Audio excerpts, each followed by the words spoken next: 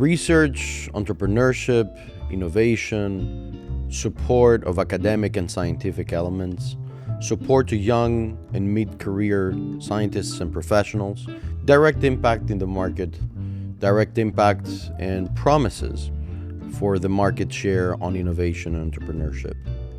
Today, I have the pleasure and honor to welcome Ms. Markidou Georgiadou, Managing Director of Cyprus Seeds, in order to discuss innovation, entrepreneurship, methods of approach, direct impact in scientific research, knowledge transfer.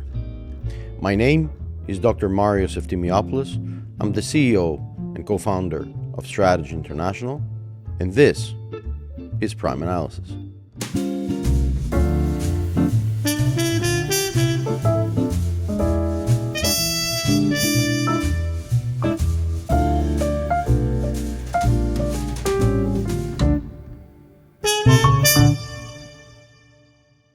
Dear Ms. Georgiadou, thank you very much for coming at another Prime Analysis of Strategy International. Thank you for having me. It's been quite an honor to have you with us today. There's a great deal of things I would like to talk with you about, but most importantly, something that actually brought us together is Cyprus Seeds. Mm-hmm. And while the discussion will go on various aspects that we usually do, I thought it very important to speak about Cyprus Seeds, which is a great potential and a great opportunity for those Cypriots that would like to enhance, if you want, their scientific value, not only in Cyprus, but in the world. Absolutely. Spot on. So Cyprus Seeds then. Yeah, absolutely. Yeah, Cyprus Seeds. A young initiative. We launched Cyprus Seeds 6 years ago. It's a private initiative. It is the initiative of a philanthropist, a Cypriot philanthropist. Maybe I could say the name. It's from the Leventis and David families. An individual who is giving back to our country a lot, but in particular in the area of education.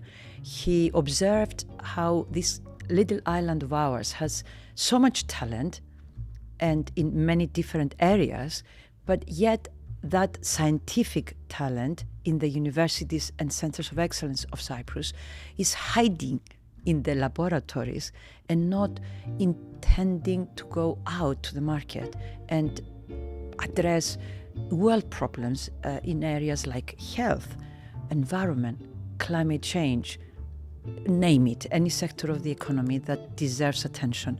So this initiative was an idea 6 years ago, and it was launched as an organization in 2019, intending to take the very best from the universities of Cyprus, scientists and academics, and nurture them, support them, change their mindset, and help them to take their innovative research from the laboratory to the market and commercialize it.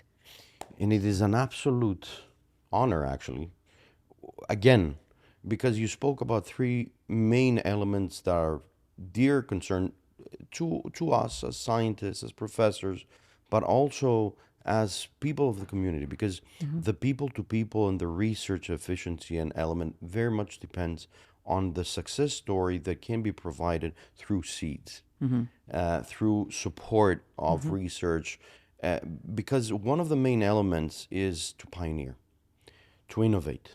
Yes. In order to innovate, obviously all the time, a support is required.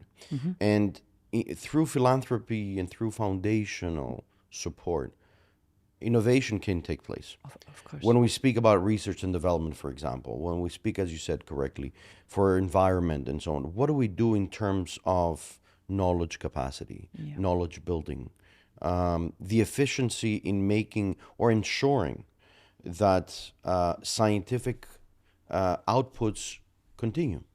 Absolutely. In the Republic of Cyprus, there are a variety of scientific centers, government centers, research centers, chief scientists, and the chief scientist that is currently on that position.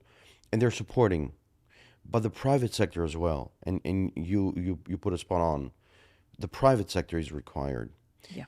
And it is required because always the private sector directly defines the market needs as well as central government policies. So where does Cyprus Seed concentrate at this period of time through universities and through the potentiality of enlarging, if you want, the scientific potential and the outputs that may come out from Cyprus to the world? First of all, I'd like to highlight that Cyprus Seeds is filling in a gap, and that gap is connecting academia with industry, which is critical so that you bring to the world impactful solutions. Otherwise, it's the academics in their own world and the industry in their own world. Absolutely, I agree totally. So if we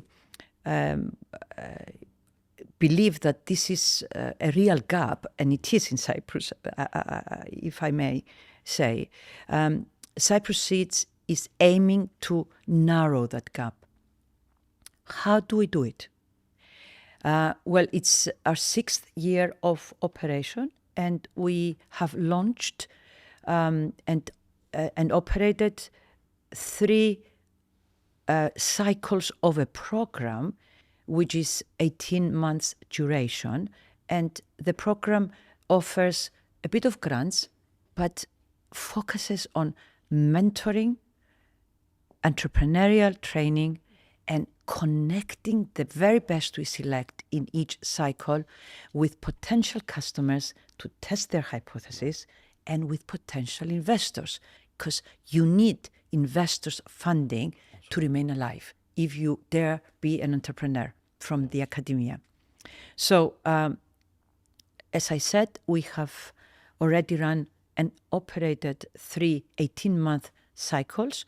In total, we have supported 19 scientific teams from all the universities and research centers on the island. We are a national program. We welcome anybody whose research is unique, novel, and has the potential to go to the market in the form of a product, a new software, a new solution. So, and those 19, by the way, have been carefully and rigorously selected by mostly alumni of the MIT in the US, as Cyprus Seeds, right from the beginning, from its inception, has been connected with the MIT, and in particular, the MIT Center for Technology Innovation, who have 20 years of experience in commercializing innovative research from MIT. So we learned from the very best, Knowledge transfer. from the very best, I may say, how to design a program for Cyprus that is customized for the needs and the characteristics of this country. And not only we learned and how to put it in practice and to have impact, to have results in less than 6 years. One of the reasons why we established Strategy International in Cyprus was exactly the mere fact that we live in very interesting times, positive and negative, combination of technology, combination of the necessity for dialogue, cultural dialogue, security and safety, and I'm saying safety in the sense of climate change.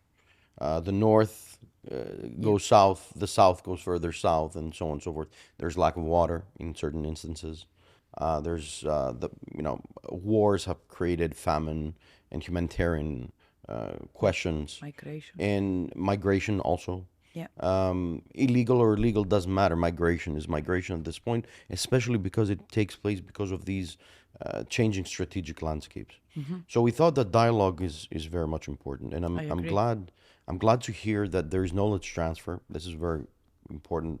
And the second part is that the establishment of the private sector has acknowledged the need to innovate, pioneer, and support. And there's no better potential to go also through universities, through think tanks, through the connection between theory and practice. At university, we commonly say that it's very important to blend in the practical value on critical thinking and critical analysis. It is important also to make sure that the degrees that are completed within the universities provide the asset value added with which the market can be supported, while at the same time comprehend the international needs that are taking place. Hence, I believe what you just mentioned about technology. Yep. So let me just go a few steps before. I know that you're a busy woman. You are an international personality. You're engaged, as you said, to this knowledge transfer, which I presume from your position takes very, very detailed, if you want, meetings and connections and people that are working with you. But I want to go back a few years. How did we end up in such a position? How did Maria, the young Maria, starting her studies, her potential, I presume also within discrepancy, an unlawful invasion of the island of Cyprus by Turkey, has impacted, obviously, your life. So how does your life move on as, let's say, Maria, the student, onwards? I haven't answered such a question for a long time, and thank you for the question. Most welcome.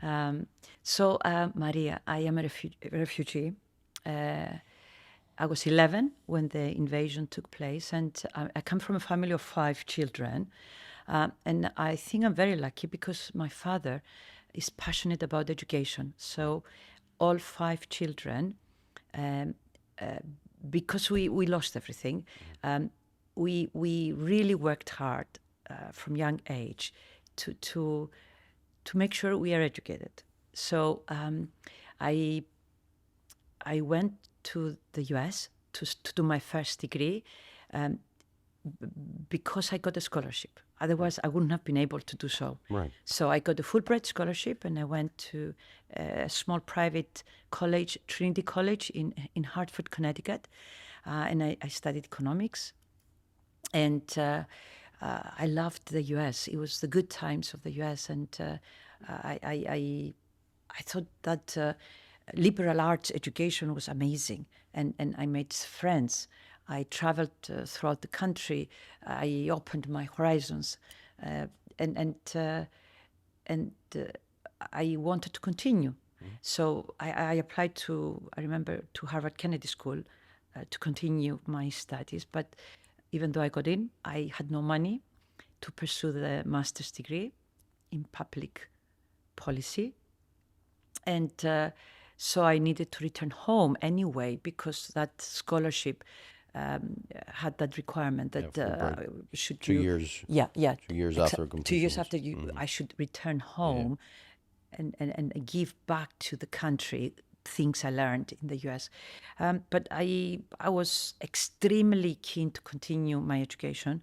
So I applied to Oxford University, which was a 1-year degree for a master's in development economics.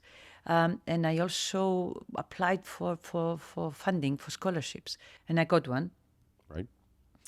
From the Cyprus Development Bank. It is, back then it was a public bank, public-owned bank, not anymore. So the Cyprus Development Bank paid my education at Oxford. Very good. So I finished my master's at Oxford, and I wanted to continue further. I wasn't ready to return home. And I looked for a job in the US. As I said, I loved the US, and I always wanted to go back. So I applied to one company only, Merrill Lynch Investment Bank in New York. And I think the name Oxford opened the door for me, because it was an easy process. People say it's difficult, but I don't know why. It was very easy for me. I got the job as a financial analyst, and I started working in New York. But still, I was not sure I would remain, as that requirement of the Fulbright scholarship was there, and Merrill Lynch thought that they would satisfy it by paying back what my education cost. It didn't happen in the end. They never managed to change also my visa from J visa to working visa. Waiver, yeah. That was the reason, actually. The main reason was that they didn't manage. The main reason I did not stay long is because Merrill Lynch did not actually manage to change my visa to working visa. So necessarily, I returned home in 1987. Very good. That's some of the outputs that are coming in. Scholarship always helps. Yes. 2, it does give you an incentive to be firm into your goal within the studies. And 3, it opens doors, as well as the places that somebody studies and the potential that it gives to the student who becomes a graduate. I'm an Onassis scholar myself, of the Alexander Onassis Foundation. And Alexander Onassis had opened, if you know as well, presumably you know better, the center of the Onassis Center in New York as well. Yes. I remember I did my PhD, so I had applied, I think, 2 or 3 times. On the 3rd time, I got the scholarship. So I was very glad. But one of the potentials of being a scholar has very much to do so with the dissemination of the outputs of your studies. Yeah. And I think also the Fulbright does this by definition. Yeah. So and education in the U.S. Yes. Generally. Yes. I often think, Maria, that this Cyprus Seeds, which is the finishing of my career, is putting it all together. All that education I got from the U.S., the skills I acquired. It shows. Yeah. It shows because I was coming into this and I said, Yeah. I was getting ready to ask you, so how does Cyprus Seeds envisions and sees this potential on knowledge acquirement, knowledge capacity building of the potential scholars, university scholars and so on, and also the output to the market. And you referred to this in the beginning, you said connection with the industry. The private sector. No. So I guess that Cyprus Seeds does much more than just philanthropy. It does education. It does research support. It does social support. It's a social element. It is the reason it exists is because of a philanthropist, but it does education, connecting with the world. Not only mentoring. Mentoring is critical because absolutely, if you have that one-to-one from an experienced mentor in the U.S., alumni mostly of the MIT, who left, they graduated from MIT and went on to be entrepreneurs, so they know what it takes. And these are the mentors we use in the Cyprus Seeds program to guide our own early risers. And it's all pro bono. It's coming from the US, from the very best, all pro bono. The mentoring, the training, for me, it's magic. But do you know that I thought at some point in the life of Cyprus Seeds to mix the US mentors and trainers with a few from Europe. And that culture in Europe is not the same in terms of giving back. The European ethics, It's morality, different. and the approach to business is different. Yes. Indeed. Yeah. Indeed. So I remained with the American network of ours as whatever they give to us is pro bono. In the strategic dialogue, I'm sorry I'm converting this thing. It's but okay. There's a strategic dialogue between Cyprus and the United States. And one of the things that we also support as Strategy International is that narrative between the bilateral relations between Cyprus and the United States. We try to approach things from different points of view, or different angles. Yeah. One of which may not be so evident, but that dialogue, that cultural dialogue, which is necessary to comprehend how this market works, how that market works, how important these exchange programs are. It is critical. For me, Cyprus is a successful initiative for a few reasons.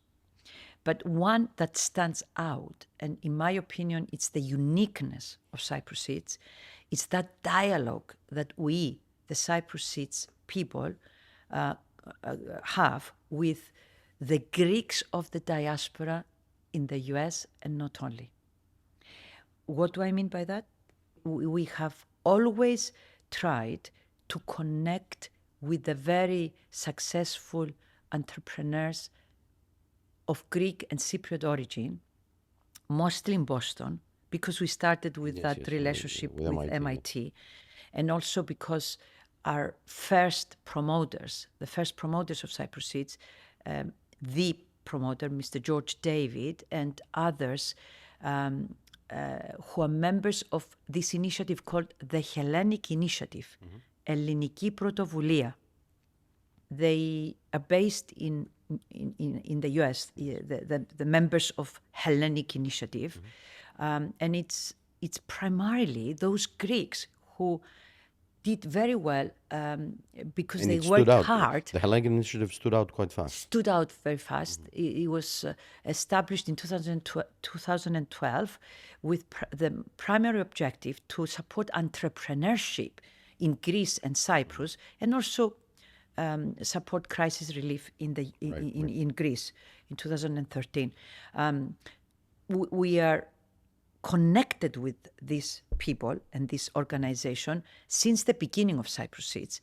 And not only do we have a dialogue, they give us financial support every year because they believe in this. They believe in the impact that this initiative will have.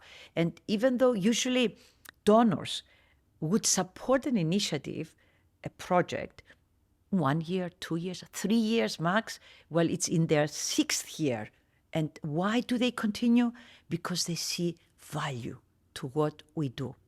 So back to the point we wanted, both of us wanted to make, absolutely. It's that dialogue and connectivity with the Greeks abroad, with others who want to give back, that is keeping us strong and alive. And in fact, I'm leaving today to go to the US, to Boston, to connect and be close to the mentors, the evaluators of Cyprus Seeds, the Greeks, the Cypriots, who are supporting us in many different ways. Right. This is great. A great discussion on a variety of reasons and levels, if you want. One, the importance of the Greeks abroad. Yes. Critical. And they always stand out unfortunately, during bad times, because they get strong emotions on we can do better, we should fix this, and we should do it better.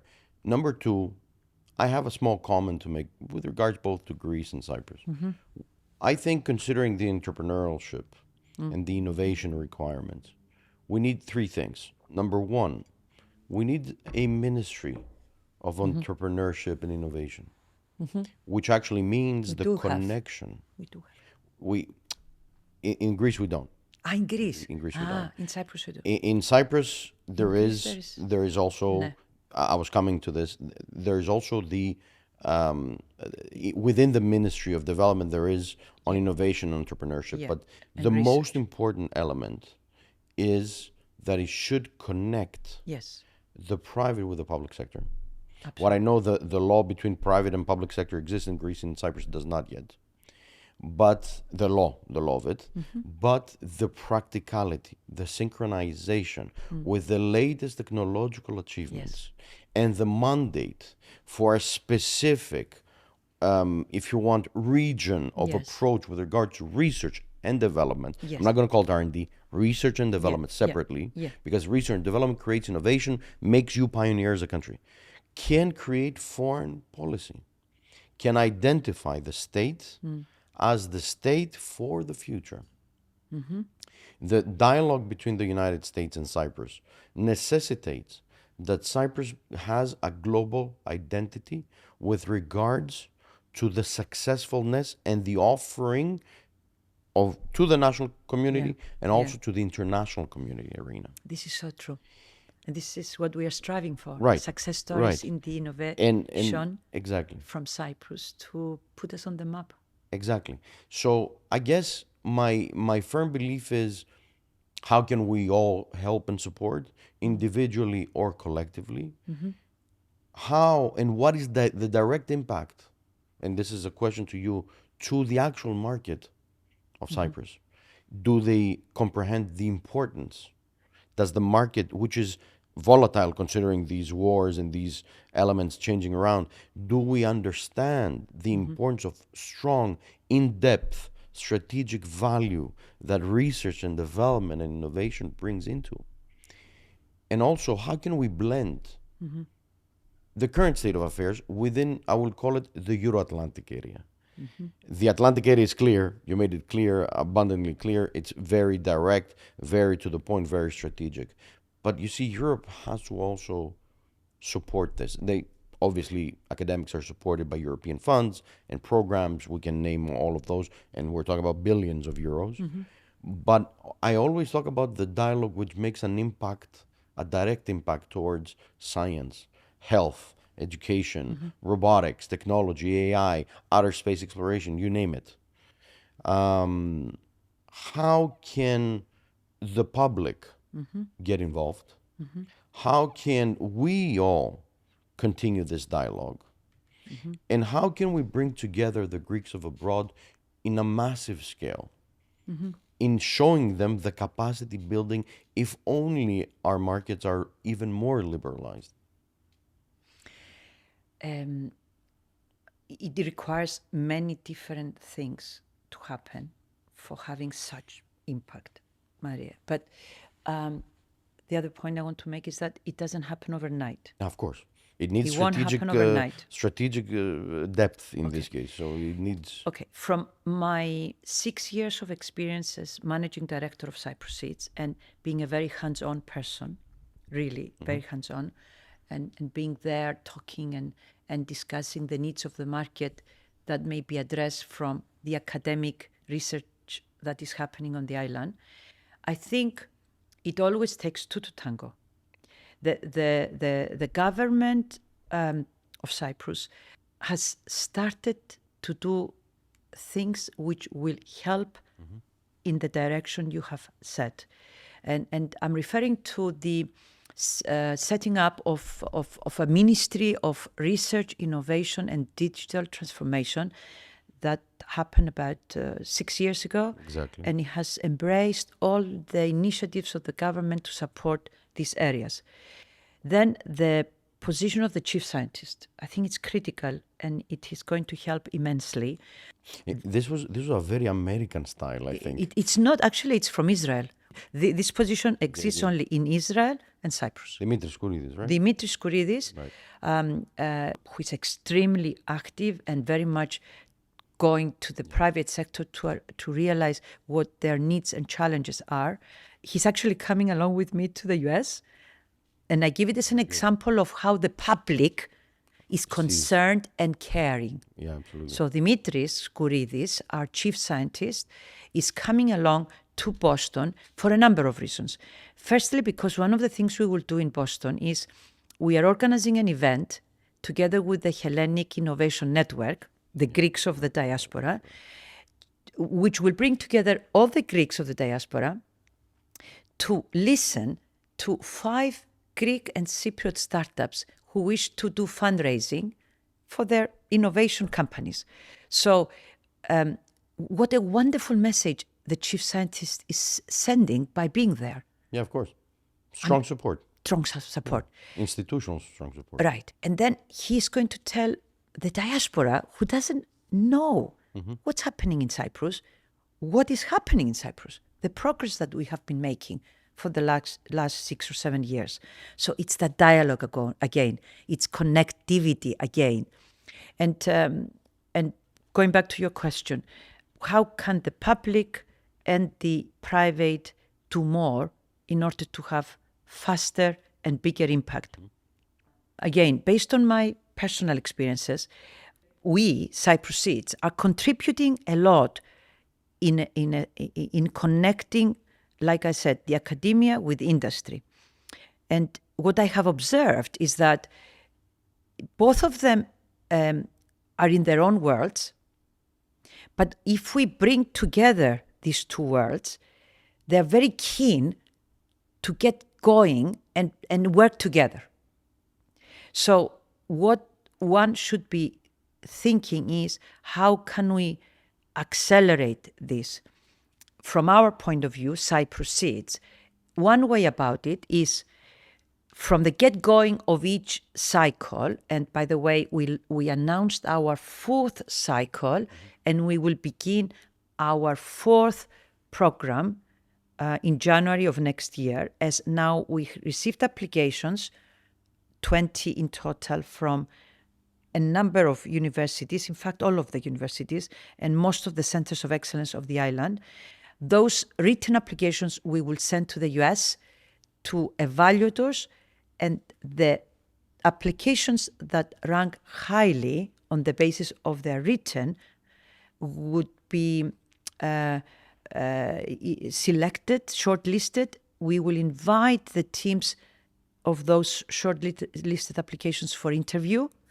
And finally, we will choose 5, maximum 6, to work with in the next cycle of Cyprus Seeds. So what will we do from our point of view in order to expedite the connectivity of the private and the public? We will get the new cohort of Cyprus Seeds grantees to go to the market right from the beginning. Whilst in the previous 3 cycles, we would try to educate them, to tell them, look, the customer is very important. You should go to him and let them do it their own way, which happens at the end of the 18-month cycle. If you leave them their own way, we will force them to go inside the market directly. Right at the beginning of the 18-month program, talk to the potential customers of what they are doing in the laboratory. What they're doing in the laboratory might take long to perfect, but they should go out very early, get feedback, and come back and take note of that feedback, so that the customer is happy at the end with the end product, not the scientist, the customer. So I guess what I'm trying to say... You're looking at performance. Yes. Capacity and performance. And I'm looking at changing the mindset of an academic, especially from the public universities, whose job mainly is to do research and apply for research grants, to be thinking innovation. Let me go the next step and bring it out to be attractive to a customer who will pay for it. One of the things that you mentioned from the beginning, and I would like to add value to this, is you mentioned that you took this idea from Israel. Now, Israel... The chief scientist position is from Israel. Our idea is not from Israel. No, the chief scientist position. Okay. I'm sorry. Yes. Just to reconfirm, the chief scientist position. Yes. But one of the things that are very important to stress is the following. Because Israel is a state that is based on security stakes. Yes. Security cannot be assured unless technology is involved. Absolutely. Culture is involved with safety and security. Yes. And therefore, religion is on safety and security and stuff. So that dialogue permitted Israel to develop an R&D community. Which is the best in the world, in many ways. What I've seen in Tel Aviv was amazing. Yes. It was beyond doubt something that you can only, in some respects, because Israel concludes everything on technology. Yeah. In California, for example, I've seen a lot of innovation based on social media or the Stanford internet. and the other universities. Exactly. So it's all related. It's the education and the universities. So as I understand what you're trying to do is you're trying to create a institutional bubble. Yes. With all the institutions. Yes. The R&D combined. Yes. Like the circles of the very Olympic, best R&D, yes. Yes, like the Olympic circles, that they're interconnected with each other. And get all these interconnecting ties and combine them with the government and the private sector. Exactly. Bravo. And put capacity building values into the making. And even influence policy of the government. Yeah, absolutely. In what ought to be done. Let me add 2 things. Maybe that would be of service. Dissemination of strategic value, which is required, I guess, because the job that you're doing is literally amazing. It's a combination of everything at the highest level possible. Mm-hmm. Thank you. And the second element is that, as you said, the influence towards government, because at points, what needs to be made clear is that the strategic location of Cyprus, next to the specific partners like Greece or Israel or even Egypt in that respect, which actually bids in technology lately, especially Lebanon. because we want to. We have ignored the other countries. I mean, beyond Yeah, yeah. Israel, but Yeah. there's a lot happening. The Arab Gulf. And The Arab Gulf. and you give me okay, and I'll Yeah, tell you. I will Yeah, give you the floor. I'll tell you. I'll give the floor. Beyond Cyprus Seeds, if I may Yes, add, absolutely. we have been asked to be the innovation partners in one of the centers of excellence of Cyprus, in particular the Phaethon Center of Innovation, which is one of 8 centers of excellence in Cyprus that got the support financially from the European Commission to set up a regional center of innovation in the area of renewables and green energy. Right. So this is a different activity to Cyprus Seeds, and one I'm very proud of, because we have been invited to be the innovation partners in the particular project because of the good work we've been doing. And I'm very enthusiastic about it. And more burden sharing, the better the output in the end. For sure. But what I am very enthusiastic about is the fact that this project is giving us the opportunity to play regional. Absolutely. And I'm going back to that point of the yours. geostrategic location. Play regional. You cannot play alone. It's all about partnering up with your region, with your neighbors. The MENA region and the Middle East are part of our project now in bringing out solutions in the areas of renewables and green energy and address the environment problem, the energy issues. Can we talk about a Silicon Valley in terms of real estate and creating a Silicon Valley in a specific area where all these research and development centers can actually blossom together, clusters? I cannot say much about this. I'm not an expert in this respect. All I can say is that, clusters could be effective. I don't know if we are there yet, if this country of ours has that maturity, the size of the industry, and I don't know what else it takes, the legislation to be supportive of any cluster to have results. Because Tel Aviv did this. Yeah, but Israel did but this. they live and breathe, and they think technology and research that So goes we are to one the step market, back. not basic So research we are only. one step back to think about we're just that, beginning, I think, but it's okay. We started. Yeah, absolutely. I think it's the signs are good, and having people like Software the chief engineering. scientist we have and the Minister of Innovation is extremely supportive in the areas of innovation and digital transformation. And I've been observing both the Minister of Innovation and the chief. They're going out of Cyprus a lot to see good practices and to tell the world that this little island of ours has that potential. In Greece, we have the Ministry of Digital Transformation, but innovation Yes. is still a word that conflicts, if you want, the reality of the market needs. It's changing there too, Yes. Maria. Due to I know. logistics, though. Due to the logistics, the hubs. yeah. That's why I said clusters and I said real estate on it. Yeah. Okay. So, yeah. Clusters. Yeah. Maybe. So I that's the think. potential. I think maybe it's the same word, regionality and clustering, by which it means focusing where we have the potential to achieve. We cannot be achievers in everything. No. And Cyprus Seeds, by the way. And I guess this discussion, I'm just bringing it to the end with one small question.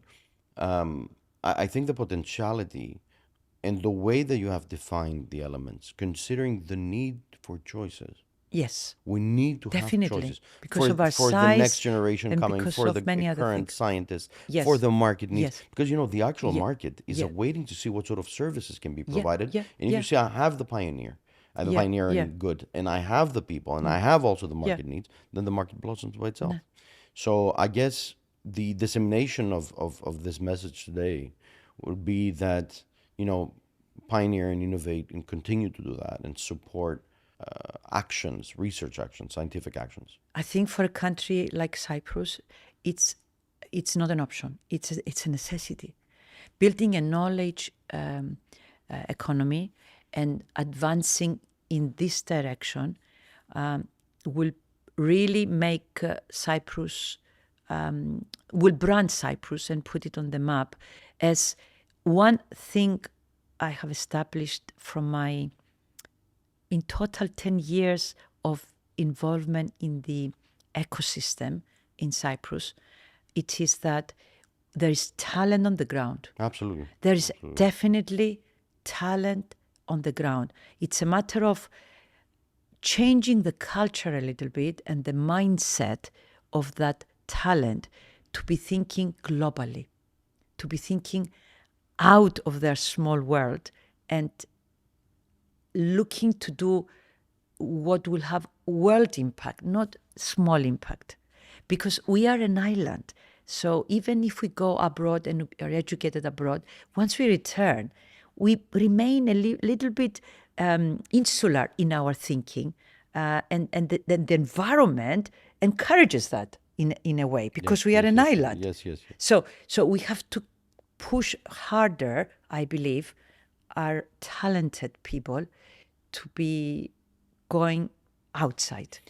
One of the things, and I will thank you with that I've noticed is island states in terms of research and development have the potential to create what you called an ecosystem, not only digital, but the physical ecosystem. For sure. That is a circular economy within the knowledge economy aspect and within the innovation. Yes.